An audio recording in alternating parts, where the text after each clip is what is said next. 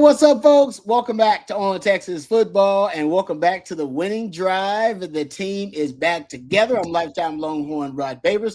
Pleased to be joined by fellow lifetime Longhorn, the young prodigy C.J. Vogel, and our own coach, former high school football coach at Bernie, Capel, Brownwood, Belton, Rotan. Also played college football at Abilene Christian, coached there as well, and was on the staff at the University of Texas for multiple head coaches. And if you can catch his work these days, right there at ShipleyRanch.com, it's our own coach, Bob Shipley. What's going on, Coach? Welcome back.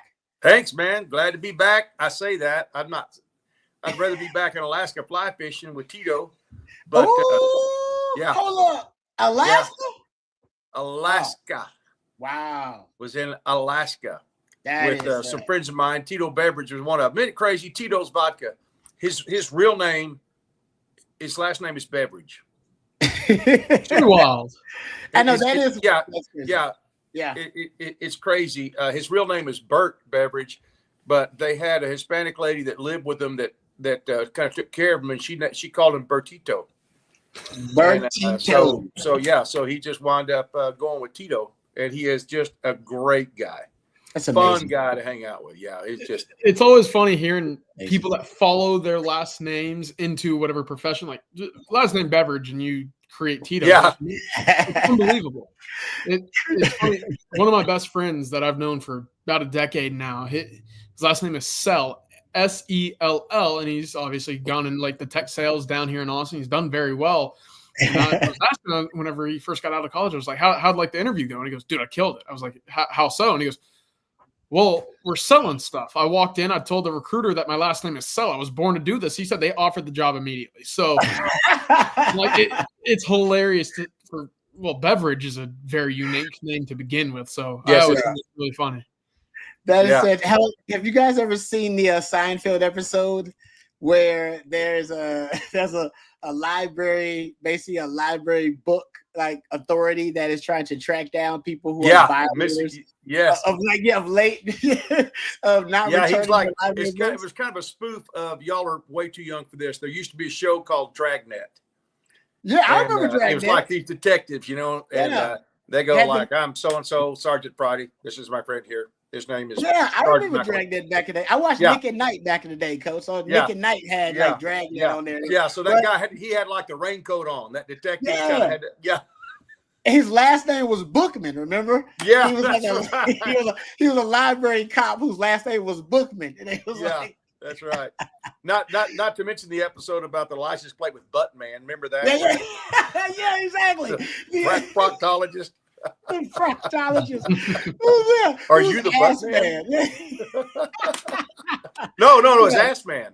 Yeah, I think it was Ass Man. It was Ass Man. Yeah, no, it was great. That's what it makes me think of. That the last name matches whatever they pursue. I guess I should have been in a shipyard or something.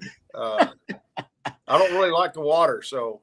That's great. Isn't it the inventor of the toilets last name Crapper? Isn't that a thing? Yeah, I think you're right. Right? Isn't that a thing? Like I don't think I just made that up. I believe maybe that's just folklore, but I believe. I think you are right. Yeah, the inventor of the toilets last name was Crapper, and there you go. So just follow. Hey, it's just kind of naturally whatever your DNA, your pedigree was going to lead you to. See, he already found it. Oh, no. Thomas Crapper. There you go. He's not the inventor of the flush toilet, was a significant figure on popularizing the toilet. Okay, there you go. So maybe that's why they call it Crapper and not for other reasons. Not for the word Babers, Babers, babbling Babers, kind of. I mean, Yeah. You can go on some rants. Got to this week, huh? Yeah, it's true. Sorry, I don't know what that could be. But we know what Manning is. All right, we know what Manning means. It usually means elite quarterback play. So there's a lot of talk about Arch Manning. We'll get to that because my man CJ was out there at the Manning Passing Academy. So I want to get CJ's thoughts about what he got a chance to see out there as well. And of course, I know we started out welcoming Coach back, but the big topic of conversation among Longhorn fans has been recruiting. and the lack of recruiting wins recently for the Longhorns, even though it's really, really early, way too early in the recruiting season. Longhorn fans, some of them a little frustrated. They haven't had more wins on the recruiting trail. So we'll talk about, I want to get CJ's thoughts about the week that the Longhorns had, or the weekend the Longhorns had in recruiting. And then looking ahead to this week, because this is also potentially a big week with some announcements from some of the top prospects the Longhorns are looking at. So I want to get CJ's thoughts about those guys. Matt Miller, one of our favorite draft analysts, he already has a way too early, speaking of way too early, 2026 mock drafts out there. So I want to get you guys' thoughts about that. We'll get into that too coming up. Also, Pro Football Focus, their college football arm, they came up with or at least currently, they are ranking the top 50 players in college football. A couple of long ones. They're not even done with it. They just I think they did 40 through 50, if I'm not mistaken. A couple of Longhorns getting some recognition there. So I want to get you guys' thoughts about that. And of course, whatever you guys want to talk about, drive the show in any direction you want to. Questions, comments, please throw them out there. We'll try to address as many of them as we can. If you want to just interrupt the show and talk about whatever the hell you want to talk about, doesn't matter. Super chats, jump to the front of the line. You can interrupt the show at any time. Just throw out a super chat and really appreciate that as well. All right, let's get to just got a super chat first. All right, there you go. See, let me be a man of my word before we dive into recruiting. Joshua, thank you for the super chat. We appreciate it. Just moved to Austin from Amarillo. What's y'all's favorite things to do in Austin when there's no Texas sports? Oh, that's good. That's a good question. CJ, yeah, especially, you know what, Joshua? We need more information too. Kind of depends on how old you are and what your situation is. Now, yeah, if you're like CJ's age or my age, there's a vast difference. There you go. We need some more information. I guess we can give you, CJ, you throw out your lifestyle choices, stuff kind of, and then I'll throw out some, and Coach can throw out some too, because we all living very different lives right now. Joshua, I can tell you this: you can have great food every day and never eat the same place, and there's tons of water. A lot of things revolve around water around Austin with the lakes and rivers. Mm-hmm. Yeah. Yeah, I'll actually, Coach, I'll echo that. Look, I don't know how viable an option it is, but I like just bouncing around from hotel pools every other weekend or so. You know, sometimes there's a little bit of a lax security for some of them, so you can just kind of walk up there, have a good time. We actually did that yesterday with me and a few buddies. But to Coach's point, go find some food. Food is the greatest common denominator of what folks like. And, we followed up a nice little day in the sun with some sushi later. So we had a good afternoon, a nice little Sunday. I got back to Austin, needed to get out in the sun a little bit more. So it was fun. But, yeah, definitely find somewhere to go out in the water, whether it be just walking around Lady Bird Lake, whether it be going all the way out to, Lake Austin, enjoying some bites out there. But something on water in the summer, it's a must. Yeah, I agree with you guys. And I know it's hot. And hell, Texas is just preheating at this point. It's not even really summertime yet. But I like a lot of the breweries around town too. A lot of the breweries and the wineries that we talk about, Flat Creek Winery all the time. It'd be a nice segue to throw them out there. But I know that's just surrounding Austin. Well, it's easy day trip. Exactly. Go out to Flat Creek or places like that.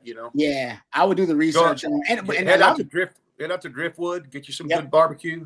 Yep. Oh, man, you don't have to go to Driftwood to get good barbecue, but it's we could do a whole show on just barbecue spots. We could just go down the list of great barbecue spots. And honestly, you want to start talking about the food, you really kind of start with barbecue and Tex-Mex. Find your best barbecue Tex-Mex spots. Oh, disc golf, that's good. Lots of disc golf. Yeah, lots of bike riding. Yeah, the big comedy scene. That's a good point. Like Joe Rogan and some folks have really tried to promote like the comedy scene down here in Austin. Like it's really blowing up. Like the stand-up comedy scene too. Austin FC, that's another great one. Yeah. Express, Round Rock Express. Round Rock Express is a good one too. Yeah, it really all depends on what you appreciate. But thank you, Joshua. But he says 25. So CJ, come on. Yeah, check out. Go hang out with CJ and go pool hopping. Yeah, and if you got a woman, it's good too. So you can just go restaurant to restaurant. A lot of good hiking trails. A lot of good hiking trails too. Beautiful views. Mount Bunnell. I mean, there's lots of great Mount Bonnell used to be one of my spots. I would take because see, the freshmen back in the day, they hadn't been to Mount Bonnell. So, they just take them up there and just boom. It's just okay. Well, so was that where they were partying on Dazed and Confused? I have no idea. That's a great question. You remember when they were like a tower or something they were climbing? I can't remember for sure, but I kind of think maybe Mount Bonnell. Oh, I'm sure the chat would know. I'm sure the chat would throw that out there. But yeah, no, it's if you're 25 and you already got a good woman in your life too, then man, restaurant scene, lots of breweries and lots of wineries on the outskirts of town too, and enjoy the one thing that I love about Austin as opposed to like Houston. I'm from Houston, and Houston can be kind of a concrete jungle in a lot of places. Like it's just a lot of concrete. It's not a lot of great places to go, not a great parks. I mean, some good parks. I think Austin has a really good like park setup. A lot of good parks in Austin, like all over the place. So yeah, enjoy yourself. Appreciate you, Joshua. Appreciate the super chat. All right, let's get to before we dive into some of the other topics. I want to get CJ's thoughts about recruiting because I know that's top of mind for Longhorn fans. CJ, just give me your overall opinion on the recent events for Texas in recruiting, obviously missing out on some of their top prospects who recently made decisions, even though it's not over, as Jerry says, recruit to the whistle. But then coming up, and I know Matthew has that great graphic that he'll probably bring up, coming up this week, there are a lot of announcements that the Longhorns are hoping to cash in on the recruiting trail. Yeah, it's still plenty of decisions. You see it here. Thank you, Matthew. You got 12 still up in the first 12 days of July. It almost feels like 25 days of Christmas, but in July, right? 12 days of decisions. So a lot coming up. How many does Texas land? That remains to be seen. I'd say anywhere from 5, maybe 6, if they get lucky. And then who knows if John Turntine makes a decision between now, maybe a Kiawe Brown in the meantime as well.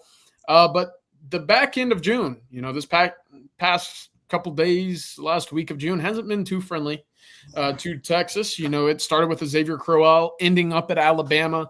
And then you saw, James Johnson end up at Georgia. You saw a number of guys decide elsewhere in which Texas felt like they were in a good spot, right? Xavier Griffin ends up at Alabama. Malachi Lee ends up at Michigan. Pretty tough run, but that's part of recruiting, right? The highs, the lows. It's all a roller coaster. And in the sense that Texas will have its run, it's coming, right? It kind of has to. And I think July will be pretty friendly to the Longhorns. But for Texas right now, is it frustrating? Yeah, absolutely, right? You don't want to go on a string of 6 or 7 straight recruitments in which you probably end up second in. But that doesn't necessarily negate the success that Texas has had on the trail, right?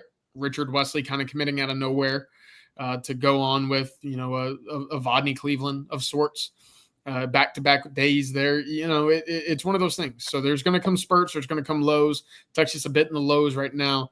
Now it's going to be really interesting to see what happens with some of the rest of these, 50-50s. Does a Kendall Gerville end up at Florida after some smoke going on with the Gators in this recruitment as of late? Can Texas get across the finish line with Trenton Henderson, whether LSU or Florida get to the finish line first? That's going to be really interesting because otherwise I think I look at Kosi Okpala, I look at John Turntine, and I feel really good. And then who else do I really feel good about for sure after that? Well, it gets pretty cloudy. So is it time to panic again? No. Texas has been very good at finishing cycles, and I put up an article today on ontexasfootball.com about some of those late cycle wins, but ultimately you'd love to have these guys in the fold now to get a clearer picture of what your class will look like and what that class needs moving forward rather than having to fight from behind, though sometimes that ends up being what Texas does very well with. But right now it's a bit of a rocky road for the Longhorns. Hey, CJ, is that article that you wrote over at ontexasfootball.com about the flips or just late commits or both? Only flips. So I've gone back and done the late ads later, right? Grayson Littleton technically was a late ad last year, but he was a guy that wasn't on the big board for the Longhorns really until about October. Xavier Filsaime was committed to Florida, but he didn't really take Texas seriously until going out to the Texas OU game. So you didn't see him on visits for games or unofficials in the summer. So there's going to be plenty of names that arise from August to December that you have no idea about right now that will end up in this Texas class. Okay. Yeah. That's why we always encourage you guys. And in fact, it's a great time to mention the promotion. Boom. See, Matthew's reading my mind. That's why he's the best in the business. Go over to TexasFootball.com. That's where all the great insider nuggets are. CJ's dropping all of his insider nuggets there, all the great pieces, the stuff he's writing about the Manning Passing Academy experience, Jerry Hamilton, Jeff Howe, Bobby Burton as well, Blake Monroe. You can get a year subscription right now to the website on TexasFootball.com. Become an OTFOG by using that code OTFOG for just $39.95. That's the stuff that we cover here is about a fraction of the information that you get over at on TexasFootball.com. So if you want to do yourself a favor, or maybe get yourself something special for the upcoming football season, right now is a great time for you to become an OTFOG. So we appreciate that. Thank you, Matthew. I appreciate that. All right, CJ, I want to ask CJ real quick on recruiting before we move on. Do you think the fact that we've got a couple of prodigies in Lott and Finley, does that give us an edge at all with those guys? I mean, you think it should. Yeah, you think it should. And then, it's all up to, I think NIL plays a big part of it. I think also there's that factor of wanting to blaze your own trail as well. And, you can talk about growing up in Burnt Orange. You can talk about going to games, but ultimately, who do you feel and where do you feel like you will be developed the most will come down to it. I still think Texas for wide receivers has had a pretty good run, but I look at Lott, USC, and Oregon as the two front runners there, and I think Notre Dame is making things really tough for a Caden Finley. But Texas, and look, it's weird this cycle, feeling that there are a lot of similarities to old recruitments. Caden Finley, to me, it felt like there was a lot of Colton Vasek in his recruitment where, a legacy kind of close to Austin, right? Everything pushed towards the Longhorns until ultimately that decision came up and it was, I'm headed elsewhere. Well, will that stick, right? For Texas and Colton Vasek, right? He wasn't ever going to go to Oklahoma without the family pool, the University of Texas, and, the 4 or 5 Westlake kids on his team saying, wait a minute here, this doesn't feel right. So Texas ultimately ended up winning that one, but it took some time. It wasn't a straight marriage at the time. For Caden Finley, if he ends up committing to Notre Dame, I have a hard time thinking Texas is just going to say, didn't get him. And if he does end up committing to Notre Dame, it feels like just a textbook late flip. Are you really going to go spend your winters up in Indiana? Right? One of those things. Are you really going to make your family go drive or fly all the way up to Indiana? We'll see. So that's kind of how I've envisioned or at least kind of predict it right now. Well, apparently it doesn't always work that way, or we wouldn't have Arch Manning in Austin. Good point. Yeah. No, I can't wait where he thought he was going to be developed. So yeah, to your point, CJ. No, see, it's pretty obvious that Sark and Brandon Harris, they bet on themselves during the recruiting season. And that when the season starts and Texas, wins big games and gets momentum during the season, actually on the field, that it actually is something they benefit from on the recruiting trail. And it's proven to be true. So a lot of Longhorn fans, I understand they're not frustrated right now or panicking right now. It kind of has been the trend for Sark that June and July, they're not splash months for Texas in recruiting. And the one other thing I wanted to mention is this comment from Sarah. How much will the 2025 season affect possible flipping? Look, a lot. And why is that? Well, other programs fail, right? Other programs have their own bumps and bruises that they have to overcome. Texas, fortunately, over the last 4 years has, been ascending. They've been reaching a level that they hadn't in previous years. So you go back to the 22 cycle, Mario Cristobal at Oregon ends up taking the Miami job. Well, Texas benefited, right? They gained Kelvin Banks and they gained Cam Williams, 2 NFL offensive tackles. You look even further down the road, Florida in 2023 ends up firing Corey Raymond, one of the best defensive back coaches in the entire country. Well, Texas just ended up getting Xavier Filsaime, who I just mentioned, and Wardell Mack, right? Guys that they previously weren't in on at those recruitments or at least lost out on earlier. And then last year, you look at Florida State going 2-10, just a completely unforeseen season. Folks kind of banding the wagon there. Texas ends up landing Myron Charles, who at this point last year had just made, actually, I think 2 days from today, he ended up committing to Florida State. About 2 months later, he was in the Texas class, and Dalen McCutcheon, very much the same, committed to Florida State, saw what happened on the field and said, actually, I kind of want to end up at Texas. And so that consistency on the field, that's going to play a factor, but ultimately it's going to be really interesting to see who stumbles around the country. Could Texas end up poaching from an LSU if they don't have the season that they want? They move on from Brian Kelly, right? That'll be really interesting. Yeah. As well as USC. I mean, that's that too. They're not on solid footing either. Yeah, I'm with you on that, the USC thing. I think if USC flops this year, that could be some changes, and that would be that would cause ripples all across the college football landscape because of the talent that they have accumulated there at USC. All right. Thank you guys for the question. We'll get back to some of the questions, so keep them coming. Let me first thank our first sponsor of the program, our friends over at Flat Creek State Winery. I should just do this thing. We were talking about Joshua's question about great places to go, but Flat Creek State Winery, indeed a great place for you to go, whether you just want a weekend getaway, you want somewhere really nice to take your significant other. I would recommend our friends over at Flat Creek State Winery, a gorgeous venue, barbecues and wine tastings every single weekend. It's perfect for that date or that special occasion. We actually had a member of the On Texas football family get engaged out there at Flat Creek State Winery, and trust me, folks, it's beautiful. It is picturesque. So it is definitely one of those places where you could plan something very special, maybe like a proposal or something, an anniversary or something like that. So our friends over at Flat Creek State Winery not only have a gorgeous venue, but they're producing some of the best wines that you'll ever taste. Right now, the Super Texan, we bragged about it, talked about how great it is. My wife loves it, and her mom and my mom actually enjoyed it over the holidays, and they all loved it.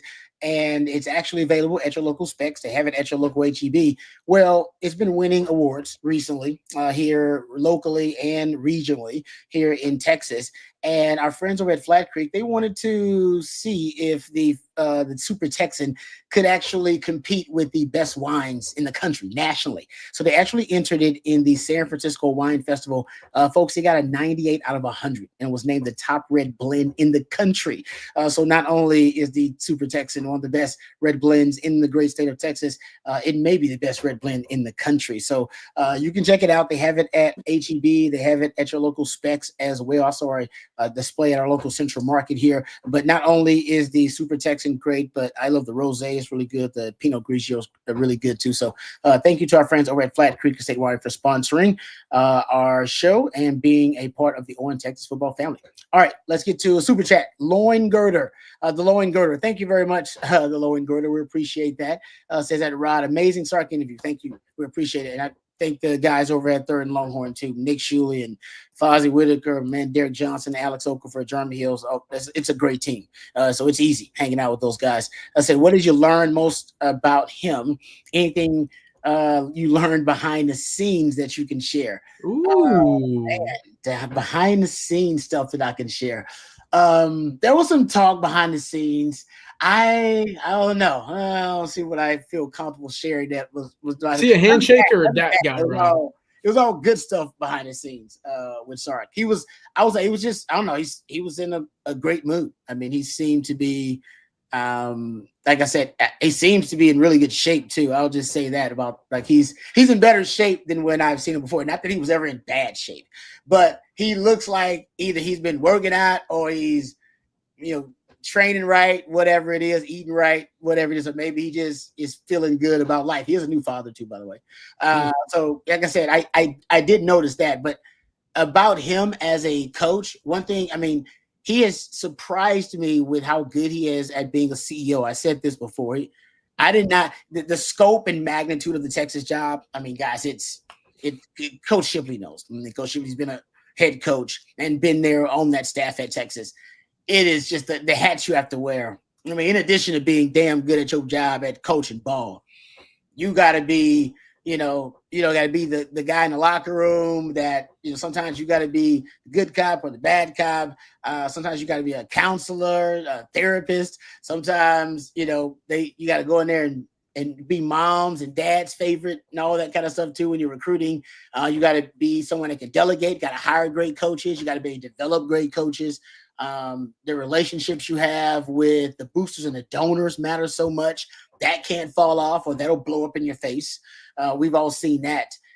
So I just think he was so ready for it. And he's been at USC, so he's been at jobs that are massive institutions and are just blue blood programs. So he's accustomed to it, but he made mistakes at those jobs. He's been very upfront that I made mistakes there. So I'll give CDC credit.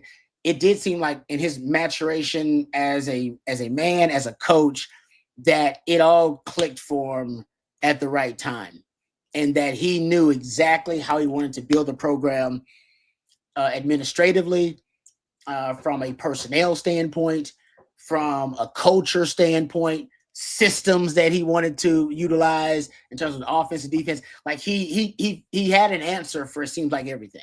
And I'm not saying he didn't struggle behind the scenes. He even talks about it in the interview that he had to call Pete Carroll and get Pete Carroll's counsel about how bad the 2021 season was and if he needed to adjust some things and stuff like that. And that's actually, I think Matthew can pull that up. We might be able to play that for you maybe later on. But I think his experience and the way that he was able to pull from the greats, Pete Carroll and Nick Saban, and not take everything, because everything doesn't apply to you.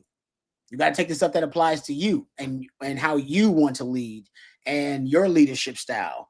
And he took just the right tools from Pete Carroll and from Nick Saban.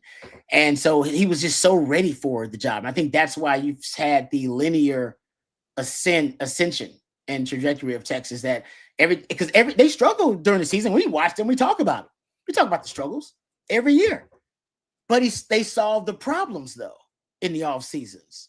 And I always say, to be a great coach, you got to be a problem solver. And you got to solve a lot of different problems. Sometimes the problems got nothing to do with football. But you better have a solution for it. You better solve it, or you better have somebody on your staff that can solve it. And he has been great at finding solutions to on-field issues. Hell, they didn't even have that many off-field issues. But after in 2021, they had a lot of issues, just stuff that culture issues maybe. He has solved all of those. Like, I can't think of a problem. Red zone, there are a couple of them. And maybe that's what's holding Texas back from winning it all. But every year, like, I think most of the time he solves and finds solutions to the majority of the issues that were holding them back the previous season. And that's why they continue to improve and get better. And that's the sign of a great coach that's getting better. And I've asked him about stuff like that. And I've asked him about, how he's building the defense. And this is nothing. My third thing. Sorry, I'm rambling here, so I'll be done with this. But what I also like about him, Coach, is that he's always looking forward to the future, like looking at the future of the game and where the game is evolving. And I think he does that on offense naturally because he's a great offensive mind. But he's doing it on defense now too. And they're building and constructing the defense in a manner that'll make it a defense. Essentially, he's building a defense to match up with his very modern offense. And it's going to be full of all of these position flex, versatile pieces that they can move around the grid and movable chess pieces that are going to make it a nightmare for opposing offenses to try to identify who these guys are and where they're lining up and what their responsibilities are. And that they're in the process of it. I think they're in the middle of it now. But I think when they get done with it, it's going to be a sight to behold. I think it's going to be one of the more modern and I think one of the more progressively effective defenses in modern college football. If it goes the way I think it's going to go. Yeah. Well, that's interesting, but boy, you hit the nail on the head. If you're not a problem solver, you're in the wrong profession. You really are. But I think one of the great things, obviously the level of recruiting, but the culture that they have built and the hires that he's made, I think those stand out to me as much as anything. But really, I think you're right. To your point, Rod, there's not what can you point at and say failure. This is his, this is ball and chain that's going to pull him down. I mean, you learn from your mistakes, whether it's red zone or whether it's, our kicking game, with our field goal kicker, and, you learn from mistakes, and you make adjustments, and you get the right people in there, and you hire more special teams guys that are kicking specialists. That's brilliant. I mean, it seems like, but I guess they don't have the limitation on staff that you used to, but you see the problem, you address it, you make the changes, and it's really fun to be in a program where a coach is not limiting himself, by being, talking about outside the box. There is no box. There are no walls. You just whatever your only limitation is your imagination and your mind, not just scheme wise, but just in the entire program. And it's really worked out well. We're so lucky to have him, in my opinion. Yeah. Another thing that, I think I haven't heard much about it, and we've talked about it a little bit, but, coaches, they have obviously other interests in their life. They should to balance them out. Coach write songs and do other things. When you were coaching, obviously you're focused on coaching. From what I've heard, they talk about Sark, his interest outside of actually coaching Texas and being the head coach is to go study football at like the NFL level and study other like higher level coaches. That's what he does for fun. I mean, so maybe that leads to burnout. I don't know, but it's great because he essentially is working when he ain't working. Yeah. He was like, I want to go visit Sean McVay and go visit Kyle Shanahan and go visit NFL coaches in the offseason when he's not working. And it's like, well, don't you want to go fishing? He don't go fishing. He's not a fisher. He doesn't go fishing. What I mean? Like that's what do we hear about Sark doing in the offseason when he's not coaching ball? He's learning. That's a good point. Hey, you're right. I mean, maybe I'm off. I would like to. Maybe that's what I'll ask him next time. Maybe that's my next question. Like when you ain't coaching ball, because from what I hear, that's what he goes to do. He likes to go. Now you don't have a lot of free time as a Texas coach, but the little free time that he does have, I think he does go to study football like at a higher level, and usually that's the NFL level for him. Which is why I know a lot of people don't want to hear it, but listen, when he wins a couple of national titles at Texas, I think he's going to the league, guys. I'm sorry, I think he's going. He has too much interest in it. Like he's infatuated with it. He talks about it all the time. Can't stop talking about the NFL. But he's obsessed though with building something special here. So I think he may try it. Think about it, his two greatest mentors did what? They did it. He wants to do it. I just think that's part of his. That's just part of him. He's going to want to, tackle that at one point. Maybe it's when he wins, 2 in a row. I don't know what it is, but at one point, I do believe, because I think he's going to be that successful at Texas, it will pique his interest. But only after like multiple national titles. He's not going to win one and go, I want to go to the league. No. He's going to want to win like 2 at Texas and go, man, can I accomplish more? Is there anything more I can do at Texas? And then maybe go to the league.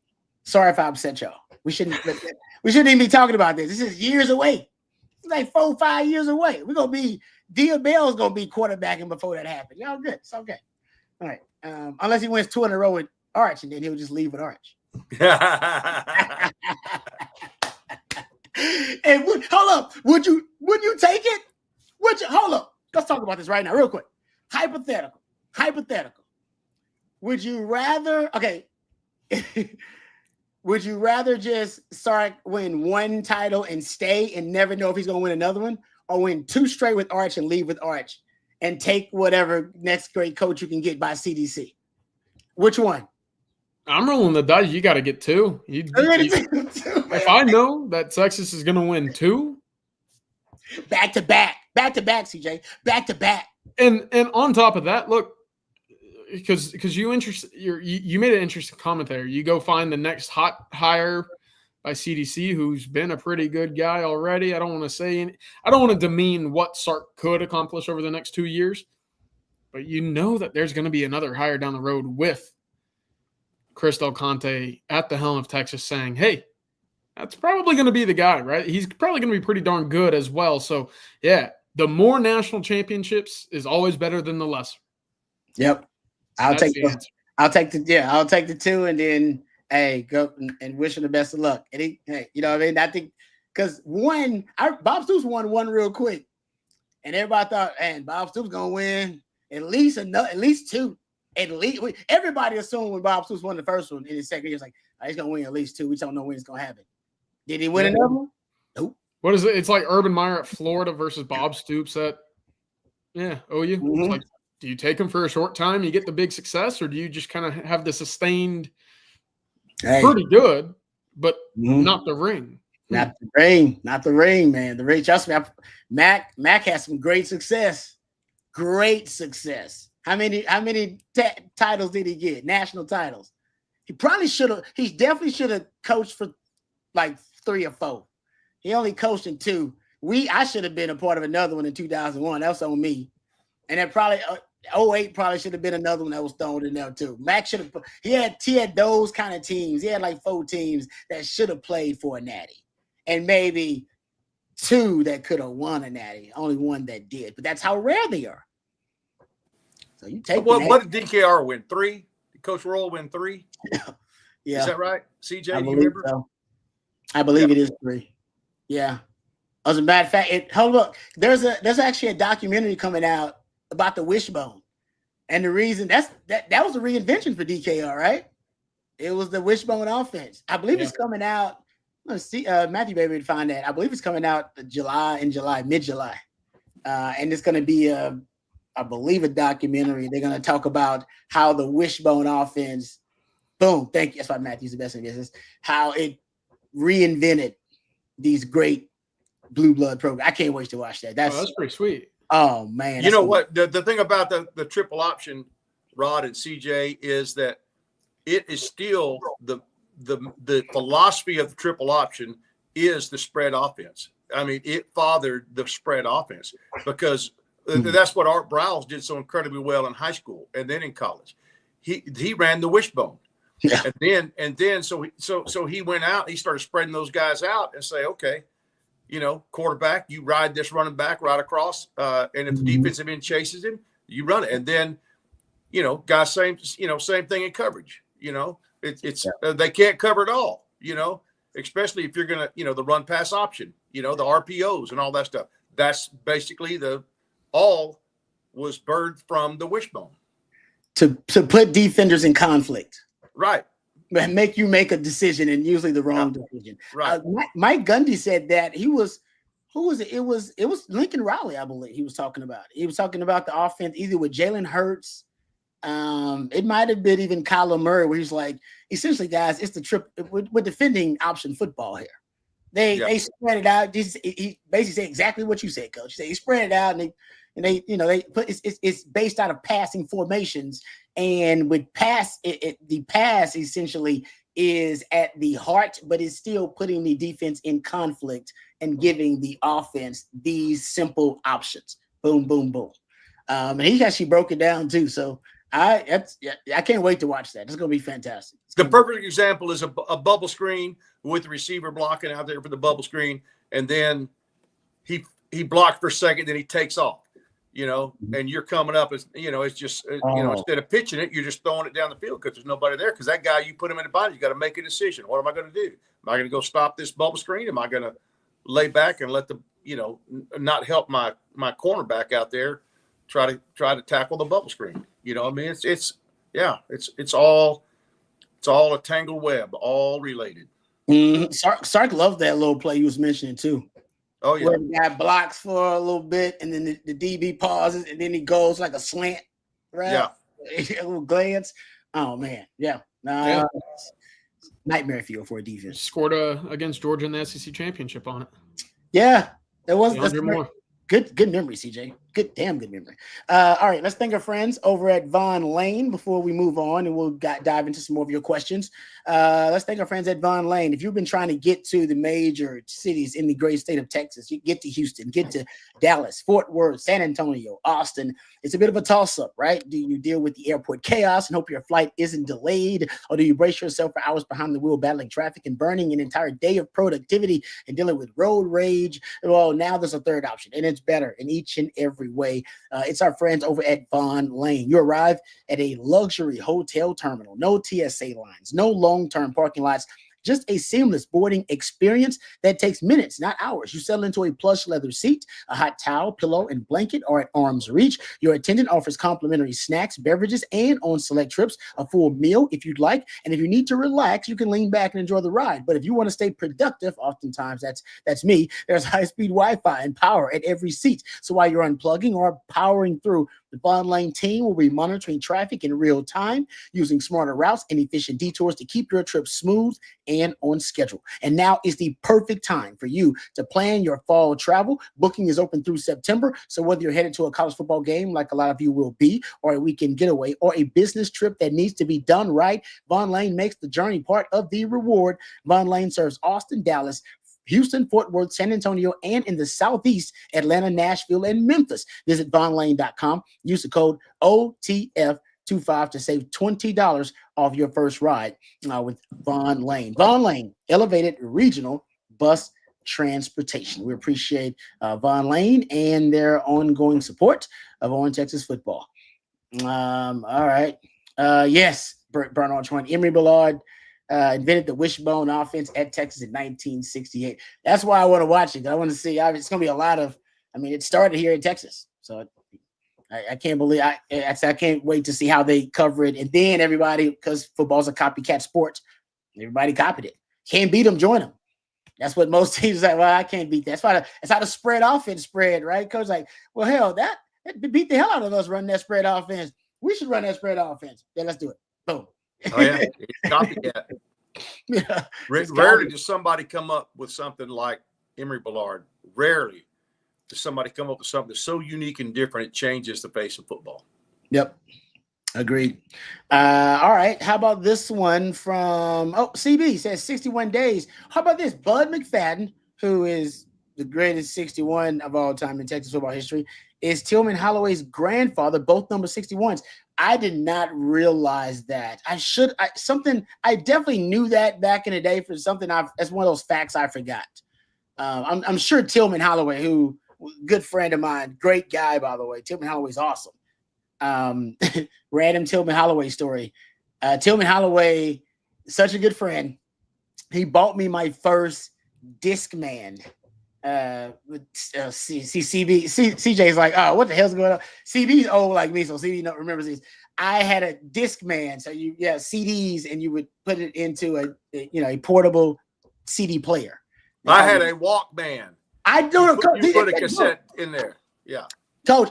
He bought me the Discman. I came on campus with a Walkman, so I thought I was cool. I was just playing my DJ Screw tapes from back in the day. And he said, hey, man, I'll buy you a Discman, but you only if you let me destroy your Walkman.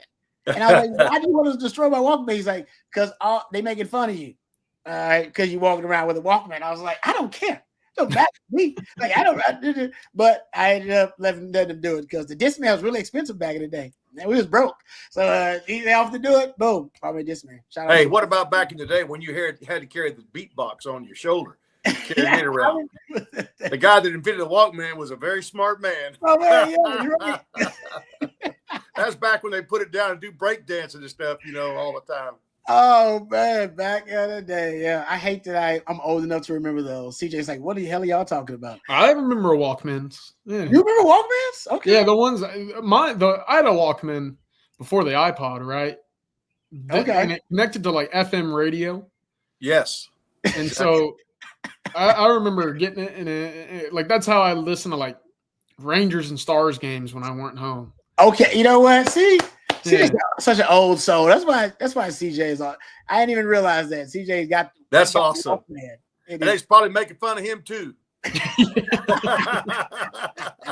Oh yeah, it was always a flex. Well, back in the day, they just had this wire thing with that foam, and now they got all kinds of fancy stuff. You don't even hardly know they've got one in their ear now. Oh yeah, now it's you got the earpieces, you got the pods now. Oh man, that's great. That's what mine looked like, Coach. It came around on the backside. No, think about this and think about this back in the day, because somebody just threw out the anti-skip thing. Like, how you supposed to run with a disc man? You know what I mean? It was hard. You gonna get your workout on with the disc man. You need that anti-skip. It was tough. The Walkman was better for working out. You know what I mean? I was trying to work out. The Walkman was better for that. So the Walkman with Tetris, that you could play. Oh, that's it. You had an expensive Walkman. There you go, CBC. Yeah, it's an iPod. Yeah. Tetris wasn't legit. Hey, I remember being obsessed with Tetris back in the day. No doubt about that. On the Game Boy, right? Was Tetris on the Game Boy? I believe it was. We just play Tetris on the Game Boy all the time. All right, there you go. Thank you, CB. We appreciate that factoid there. And 61 days till Texas kicks off. All right, let's get to a couple of more questions here, and then we'll dive into some other topics. How about this one? Tennessee Longhorn says, can we flip guys now that we're playing with the same $20.5 million though? Yeah, I mean, Texas. It is revenue sharing. They still have NIL on top of revenue sharing. Those are all obviously very specific to the programs. But I mean, everybody's spending close to the same dollars. There's no way there's a huge gap between what is being spent. Right, CJ? That's no. I mean, Texas. I'm sure, and I'm not saying it. NIL doesn't necessarily win the day. And I'm not saying programs are not offering more. But it has. Texas is definitely competitive with all the NIL dollars. There's something else driving some of these decisions as well. It's multifactorial. Yeah, and look, we've heard Sarkisian talk about it. It's like, hey, I don't lead with NIL. If you want to come to Texas, it's for every other reason. It's the education, it's the program, it's the city, it's the opportunities after football. NIL is a bonus. Now, sometimes you'll come across a recruitment or even some of those NIL instances where a dollar amount's just too much to say no to. And for some, that leads them to other schools. And for others, hey, that's what attracts them to Texas, perhaps. So the 2-lane road there, which I don't think a lot of folks are – well, it's never easy to acknowledge a recruit going elsewhere for NIL. You never want to stomach that, right? Or it's tough to do. Where on the flip side, you never want to accept that, hey, the only reason why a recruit is on your roster is because of NIL. No, my university offers way more than the other one that Texas perhaps just outbid, right? Yeah. So this upcoming $20.5 million from revenue sharing, it'll give everybody that same base. Now, what's going to be really interesting is you have to go through the clearinghouse, right? Mm-hmm. And you have to make sure that whatever NIL package that you're presenting to a prospect is approved by an independent third party, and thus an actual NIL deal, and not just, hey, here's $10 million because we want you to come play for us, right? Yeah. It's got to be of the rules of NIL rules, and that means that there's some sort of benefit going between each party here, right? So that's going to be interesting. One thing that I've just kind of been having these conversations with people around the industry, not knowing really what's to come in NIL, because I know that there's lawsuits all over the place right now with guys leaving early and schools wanting to recoup those funds versus guys not always fulfilling. And I don't know, it gets messy. It gets pretty hairy. But wouldn't Texas and wouldn't a Miami, wouldn't, some of these, a UCLA or USC, wouldn't they just have a built-in advantage to begin with? Couldn't I just go ahead and throw a billboard up downtown Austin with, say, Trey Wisner's face on it?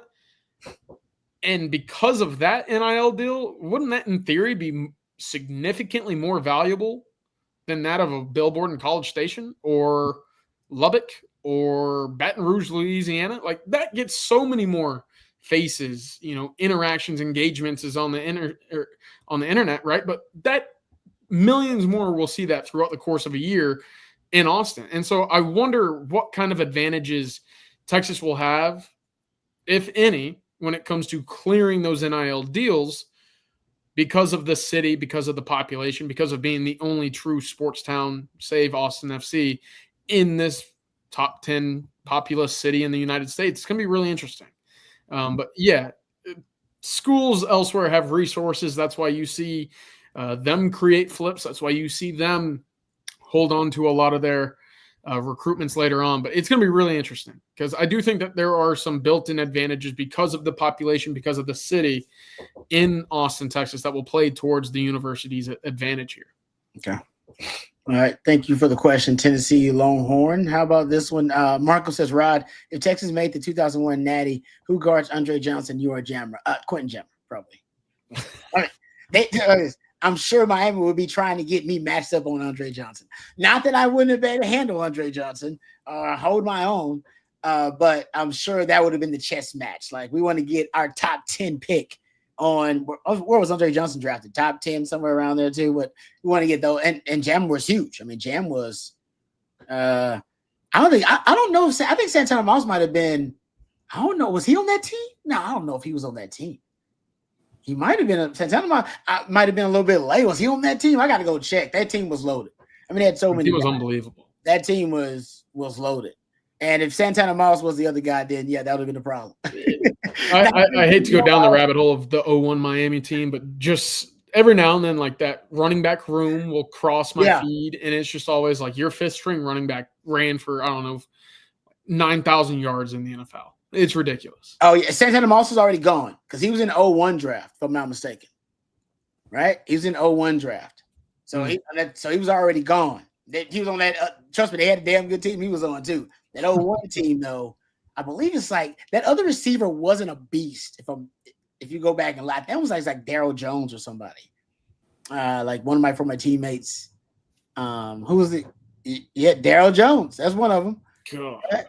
Who was the other guy? Kellen Winslow and Jeremy Shaw. Like the other receivers, they weren't necessarily dogs in my opinion. They were good players. They ended up in the league. I think Daryl Jones was a 7th round pick, but Andre Johnson was the stud. Like he was a stud. But they ran. You sort that by running back, Matthew? Yeah, see, they ran the ball a lot.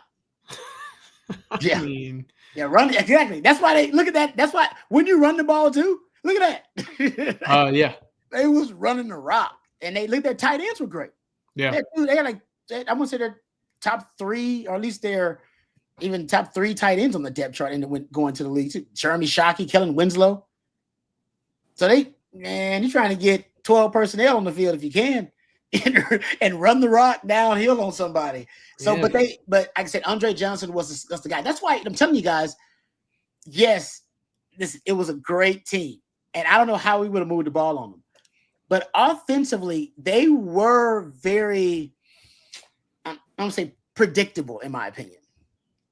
And they were going to run the rock. They had one receiver that really, you had to double team him and take him out. And we had Jam that could have matched up with him, and we probably put a safety over the top of him and run like, Rod B, can you handle your own? And it might have come down to Rod B like, hey, man, you're going to be in man coverage a lot with no help. You want to figure it out because you got to guard Andre Johnson, and we got to stack the box. We got to stack the box and guard Andre Johnson. Ain't no extra help for you, so I probably would have been left in no man's land. We'll see how I would have held up. I would have held up. Yeah, y'all know I'd have shown up. But that's my point. I think defensively, we'd have, and now they would have made some plays. Of course, they're great NFL players, but we'd have known exactly what they were going to do. And the problem was this is what upsets me because we had a really good defense. I mean, we were top 5 defense in the country, somewhere around there. Man, 12 personnel would have been hell. Rob. If Colorado could run on us, Miami was going to run on us. Right? I mean, it's like that. That's kind of how I feel about that 2000. That I'm like, man, yeah, they'd probably been able to run on us. They probably would have made some plays in the run game on us, no doubt. But I don't know how we would have scored on them too. They'd have made a hog guard defense. Yeah. 2000 team was legit too. Exactly. 2000 team was nasty. Miami those days, guys. Come on, man. Early 2000s Miami was legit. They're trying to get back to those glory days. All right. Thank you, Marco, for the trip down memory lane. Let's get to this Matt Miller drafter real quick. Can we talk about this Matt Miller way too early 2026 NFL draft? Love Matt Miller. He does a great job as a draft analyst over at ESPN, and he is a Longhorn fan. But this gets me to something you brought up, CJ. You had a tweet probably a couple hours ago, actually a couple hours before the show came on, about Cade Klubnik. Yeah. Was he at the Manning Passing Academy? He was. He was.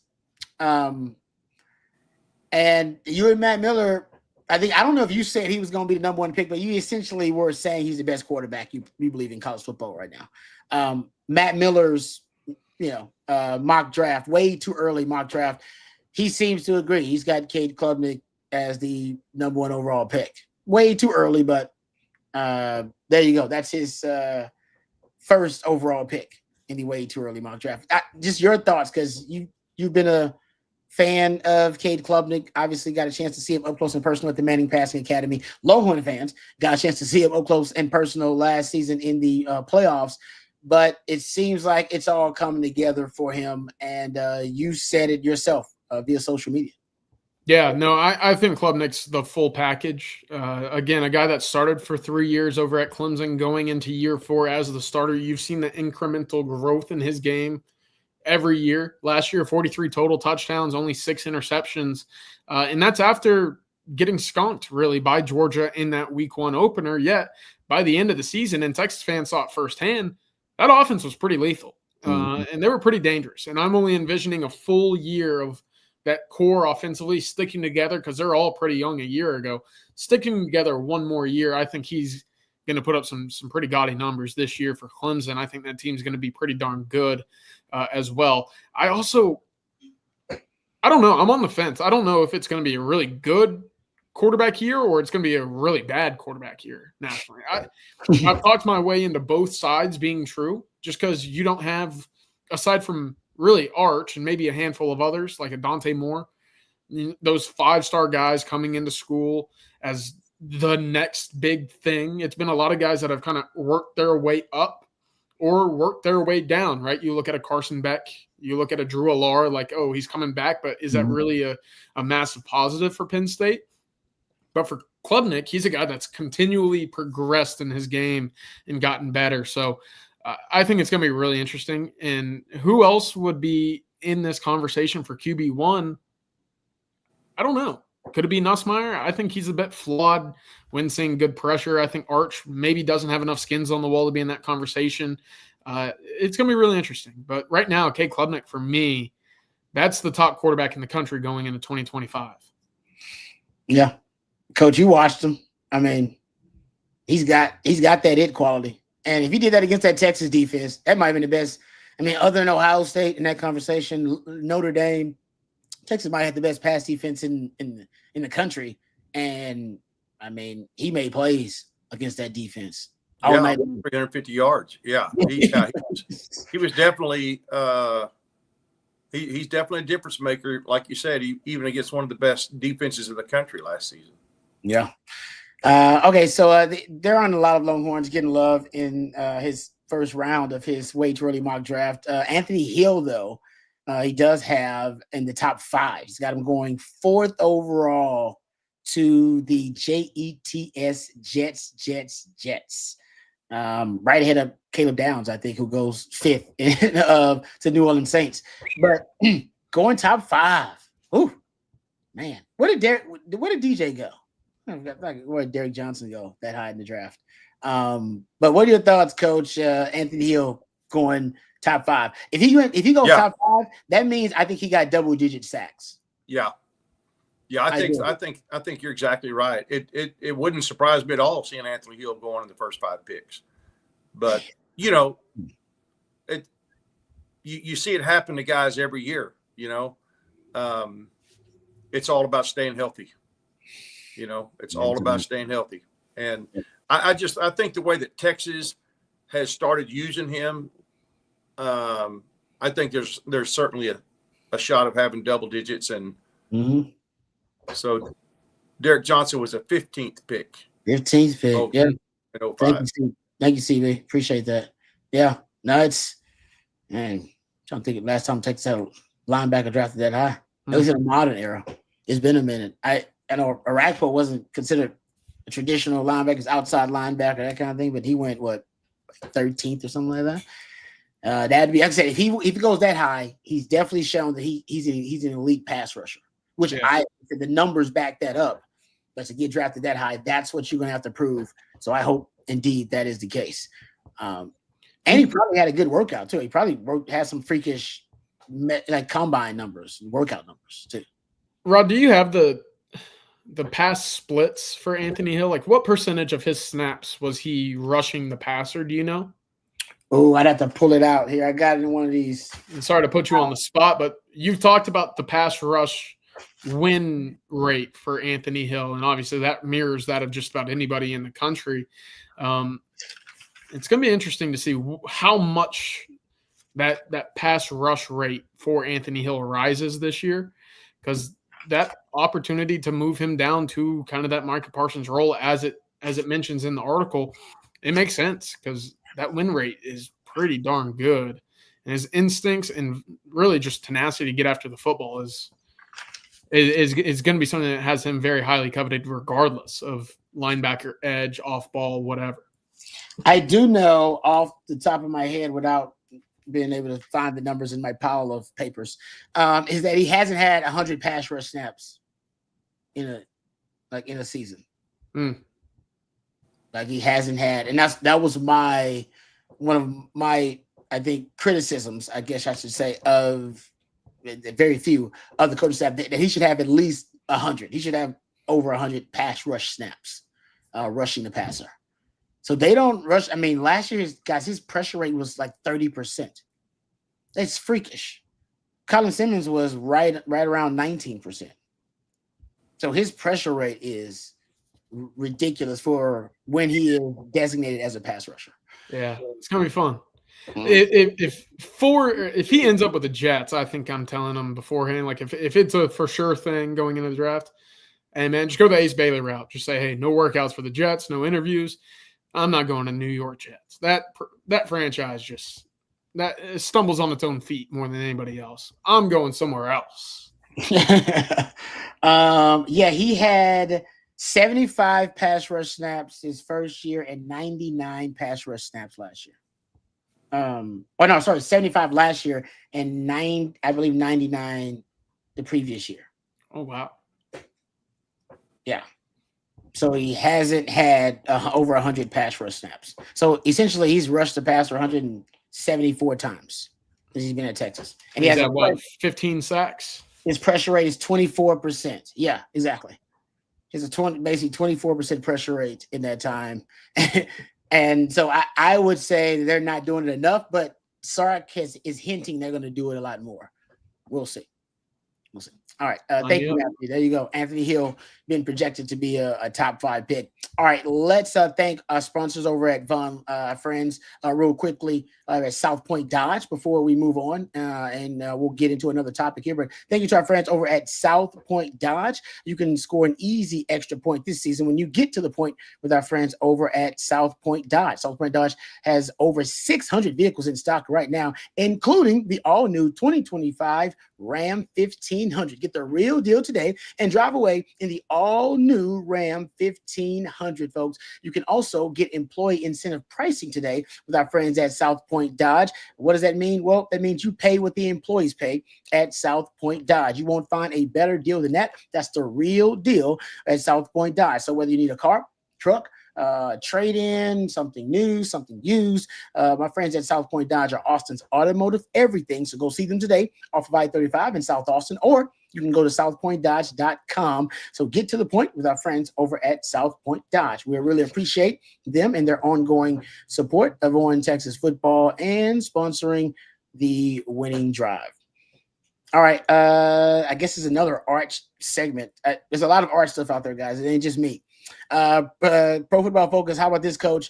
They're doing their top 50 college football players. Be interesting to see how many Longhorns end up in this group. But they're doing 41 through 50, and 2 Longhorns end up in the 41 through 50 range of their college football top 50. They have Malik Muhammad at number 46, and they got Arch Manning at number 50. 50th best player. What do you say, you, Coach? Arch Manning, 50th best player in college football. Man, too high, too low. I don't know. I sometimes you wonder if they're just trying to get clicks. I don't know if that's fair to say that. We certainly think he is, but I just think it's a reach for, I think that's a little bit of a reach at this point with this lack of experience. He does have the best odds to win the Heisman currently. So yeah, I agree that it is crazy, but that's part of the offseason discussion. Well, I think at this time last year, did our quarterback was a favorite to win the Heisman in some people's eyes as well. I think he was definitely the favorite. I remember he was the favorite after the Michigan game. Yeah. I remember we actually talked about it, and he was the favorite. He skyrocketed to the favorite because he looked so good in the Michigan game, and that was the last time I think he was the favorite to win the Heisman. Unfortunately for Corden. So yeah, you're right. It's just off-season hype. It is, but I mean, I think if he's gonna be one of the best quarterbacks in the SEC, I can't wait to see at the end of the season is he an all SEC caliber quarterback, because you do have 2 or 3 quarterbacks in the SEC, Nussmeier, Lenora Sellers in that conversation too, that should be, or at least going to be projected to be, probably when they see the all SEC team from SEC Media Days, to be the all SEC quarterbacks. If he's in that discussion, or if he is all SEC, then you can maybe talk about him being top 50. That's depending on, exactly how deep quarterback is this year, getting back to the conversation CJ was having earlier. But yeah, I think top 50 is realistic. I don't think that's crazy. I just don't know if many guys. The thing may be crazy. I don't think the top 50 thing is crazy. I just don't think there's. There's not many guys that I'm thankful that he has had the upraising that he has, because there's not many guys that could go in their first year as a true starter with that kind of pressure on their shoulders, and you start pressing and you start thinking, oh man, wow, I got to live up to that, so you start pressing and start pressing and start pressing. And I'm hopeful that the way he was raised and the mental toughness that he's developed from his family will help him get through that. And he seems to have the type of personality and mindset that, how much pressure has he had already in his life, being a Manning, first of all, and then being a quarterback? I mean, oh yeah, it's funny you say that, Coach, because it's, the Friday night at the Manning Passing Academy, they have all the college quarterbacks out on the field. They go through, kind of routes on air with some of the Nickel State wide receivers, and then they go into a little competition. They put some targets out on the field. You roll out, you go deep, try to hit a net, whatever. But for Arch, it was funny because, you got all the campers in the stands on one side, and you got all their parents on the opposite side, and yet everybody, when the quarterback is announced, they get a bit of an applause, right? For Garrett Nussmeier was a big one, right? Being in Louisiana. And obviously for Arch Manning, with his last name being on the camp, hey, folks were getting excited for Arch, and that's to be expected. And he talked to the media a little bit at the Manning Passing Academy, just saying, hey, how do you deal with the pressure? How do you not kind of get overwhelmed, having not truly been a starting quarterback at Texas before, and yet folks are putting you in articles like this and projecting you to go number one? He goes, look, football's a game. It's a kid's game. We played this since I was kids. And, the one thing for me that always kind of stuck with that conversation with Arch was, all I have to remember is that I'm playing with some of my best friends. And then things get a lot easier. And I think that's the load that you don't see taken off his shoulders, is his supporting team, not just as his family or brother, but not just the coaching staff, but the guys around him as well. So I was really encouraged to hear that, because we always talked about Quinn's cool, calm demeanor, and it almost kind of bit him in the back end, right? Because it was almost like, hey, show me something. Show me that you care, right? Get fired up and cuss, right? Say a word that just shows me that you're upset, or that there's emotion in that body. And I think you're going to get that with Arch. without sacrificing the overly emotional or guy that kind of gets triggered depending on his surroundings. So I think Arch has it between the ears, and obviously the athletic ability is going to be that of a Manning plus some legs, because that's certainly not what we saw from Eli or Peyton. So it was fun to get that takeaway. And for Sooner Cowboys, I'll say this about Mateer, because I did get to speak with him a little bit. I showed him a photo, John Mateer, a photo of 2022 whenever I got to cover him at Little Elm, and he was committed to Central Arkansas at the time. And he goes, yeah, I remember you coming by the school. And God, that photo just kind of, look how small I was. And he was wearing the cutoff. And, he's got a going into senior year body, not going into senior year of college body. And he's sitting there saying, don't ever show me that again. I was like, all right. But he had some fun. He talked about his excitement for the Texas-Oklahoma game. He grew up in Little Elm, obviously, so a hotbed for that game, regardless of who you root for, who you end up going to school with as well. He said he went to one of the games, didn't remember which one. I can only assume that's because Texas won, but he didn't say that. But he did say, and Rod, you've talked about this, Coach, you've talked about this, but that excitement, or really just that level of anticipation of walking out of the tunnel for the first time. He's like, even then, Mateer told me, he was like, you drive into the fairgrounds and you got little kids flipping you off, and he goes, I'm excited for that. And I think I totally buy it, because that's kind of the player that he is, someone that always has a chip on his shoulder. I think he's gonna really kind of have some Baker in him, if that makes sense. Yeah. Oh yeah. He likes kind of being the villain a little bit. Yeah. With thriving that role. Real quick question here from Champ Bailey says, CJ, who is the most underrated player that impressed you the most at the Manning Passing Academy? Underrated. I have to go with Washington quarterback Damon Williams Jr. I think he's going to be a stud this year. And then a guy nationally who isn't talked about enough, but I think inside the state gets his respect, Sawyer Robertson, I think is going to have a really good year for the Baylor Bears if he stays healthy. He's going to be a really solid quarterback this year in the Big 12. Okay. All right. Good stuff there. My favorite comment from Arch at the Passing Academy was when he said he watches a lot of Josh Allen and Joe Burrow. Mm-hmm. Yeah. Two quarterbacks that, one thing about Joe Burrow, he likes vertical shots downfield. He ain't afraid to take a sack. He'll take a sack trying to get it downfield. That's one of the things people criticize about him, and he doesn't care because he's got the receivers that he's trying to get the ball vertical and take some shots. And he's probably the best quarterback looking at passer rating in terms of the difference in passer rating between a clean pocket and a pressured pocket. Like Joe Burrow's passer rating drops only by like 10 points from the time he's pressured to when he's in a clean pocket. Every other quarterback has most of them have precipitous drops. Like it just falls off the cliff. One thing about Joe Burrow that's unique to his game. And all right, let's get to our last sponsor before we take a couple more questions and end today's program. And we appreciate all you guys for hanging out with us today. Let's thank our friends over at Hardgrove Roofing, hardgroveroofing.com.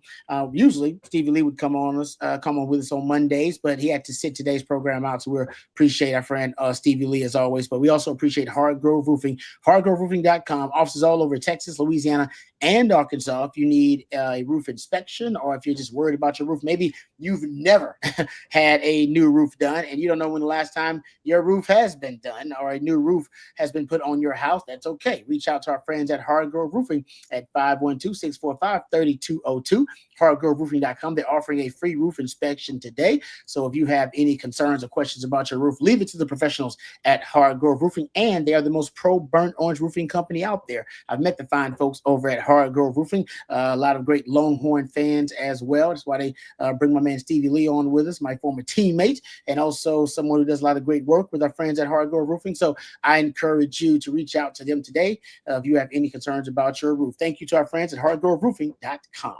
All right, let's get a couple of questions in and then we'll end the program. LL says, besides KJ Edwards, is there another prospect that was projected to land with Texas, maybe Calicut, but the rest have been long shots? CJ.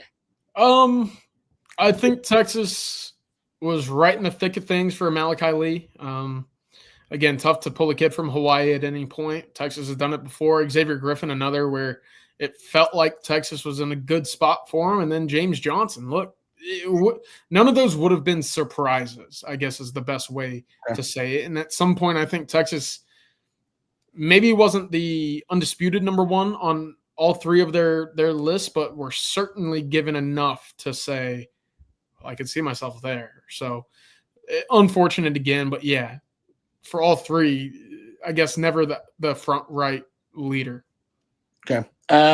Kobe with a question here says, do you think colleges might stick with the same coach longer, not just to avoid paying out buyouts for the coach and staff, but also also because of the money they've already invested in the players? Coach, I want to throw that one to you. You think that they get some coaches more job security? Because I think it possibly can. But at the same time, the opposite effect of that is that if you've got a guy like Lincoln Riley, people are probably talking to recruits' ears about, you sure you want, how do you know you're going to get the same deal with the new coach and so forth. So sometimes I'm wondering if ADs don't go ahead and cut a guy loose, and just cut your losses and get on with a new guy. I don't know. I think you're on thin ice when you keep a coach longer because of those things, because it's just more doubt in recruits' minds and the people that are in the recruits' ears on whether this guy's, I say I can see ADs, let's cut our losses and let's get a new guy in here and let's breathe some life back in the program and give us some stability again, because you never know. And obviously, I don't know what the life expectancy of a Power 4 coach is, head coach, in terms of how long he's a head coach at one school. But I'd like to be interesting to look up and see what the average is, especially those that are winning conference championships and things like that. I don't know that Lincoln Riley is a guy like that. I don't know that you want to keep him around, especially if he has another average year. It's just going to create more doubt. Yeah, and especially there's apathy with the fans too. Right. I saw the question. Sarah says Lincoln Riley on the hot seat. Hot seat. I think at a place like USC, if you're not competing for championships, there's always questions and uncertainty. Certainly is at Texas. Exactly. And I think the question at USC is, how do you get out of a 10-year, $110 million that's deal? That's the deal. Yeah, that's the deal. His agent is awesome, isn't it? Yeah. I don't know who his agent is, but damn, that's a great deal, whoever his agent is. All right, last one, Jedi Master Bevo. CJ, when is the big recruiting pool party? Thoughts on getting Derek Cooper in for a visit now with commitment postponed? Yeah, I don't know if Texas will be having a big pool party. I know that they've had them in late July each of the last few years. Coach, you definitely know about those big pool parties. I don't think they'll have it. I think the NCAA actually changed it so the entire month of July is an off or a dead period. So that takes away one of those big preseason unofficial visit weekends, which is normally for a lot of commits, a lot of guys in the younger class to come in. So we'll see if that, if Texas is able to get one of those big, visit weekends in August or something like that. But if Derek Cooper is pushing back his commitment date, that's great for Texas because it gives them that much more of an opportunity for him to get on campus. Until he gets to campus, it's a lot of kind of a white unicorn in that one, a white whale. So we'll see. Have to get him to Austin first. All right. Thank you for the question, Jedi Master Bevo. And thank you guys out there for your questions, participation. Always a great time with you guys. Thanks for the super chats as well. Thanks to Matthew. But missed out on super chat here. I apologize. Circle of Trust says, who on the staff is the nutritionist and are they involved in every meal? Love you guys. Sorry, Circle of Trust. I apologize. I missed that. I didn't see that. I can answer that question. Go ahead, Coach. Well, Amy Colt is in charge of nutrition, but it used to be just like Amy and one or two. Now it's a staff of I don't even know how many. But yes, they are certainly involved in every meal that the team eats on campus. Oh, yeah, okay. which basically is every meal. Every meal, yeah. So yeah, I mean, as long as they're on campus, yes, and And they even go, they break. They have obviously different categories. These guys are wanting to gain weight. These are wanting to lose weight. These are wanting to maintain. This one's got a lactose problem. This one's got whatever. Yeah. And yeah, they're involved. And there's every meal is they've got they used to have, like, when you go through stickers on like whatever if you were trying to gain weight, you want to eat, the green stickers. And if you're trying to lose weight, you want the red stickers. And if you're trying to maintain, whatever meal they got ready, prepackaged. Yeah. Well, it was not necessarily prepackaged, but on each item that you have, it's all fresh. I mean, it's all made right there. Yeah, of course. But there's some stuff that, maybe the fatties, you can't have anything with it. That's why it's a red dot. Stop. You can't have that, or whatever. So anyway, that's the way they used to do. I don't know if they still do that or not, but yes, they're involved in every meal, and it's pretty incredible, the thought. And then plus in the just like probably when you were there, Rod, it wasn't as big a deal as it is now. But no. you remember back in the weight room, though, they'd have, I don't know if they do, you'd have snacks and protein. They have girls that are making protein shakes back there for you. As soon as you're through lifting or working out, you get a protein shake, and they got all these blenders and all this stuff, and they're making them right there. Same thing. You got some that gain weight, some lose weight, some maintain weight. It's the same thing. So it's a constant thing. There's snacks out that are available to guys 24/7, and it's a very, very detailed job and plan, I think, that has obviously worked pretty well, I think. Yeah, gotta be, because and they got to work with, because they work with the strength and conditioning staff, right? Exactly. Training staff, depending on what the issue is for the player, all that kind of stuff. Yeah, it's a very kind of cooperative effort among a lot of different parts of the football team. So it is fascinating. They didn't do that. They were not that detailed and did that kind of stuff. When you got suggestions like, hey, don't eat McDonald's. Now you need to do this. You should do that. It was more like suggestions. Now they eliminate the margin of confusion and error. Like, no. They got the meals ready for you. Like you said, they already set it up. Thank you. I know when I was back there at Mac, they had soft serve ice cream machine going 24/7 over there. Cakes and pies for dessert, and then fudgesicles and all that stuff you could take with you, grab and go after you eat. Yeah.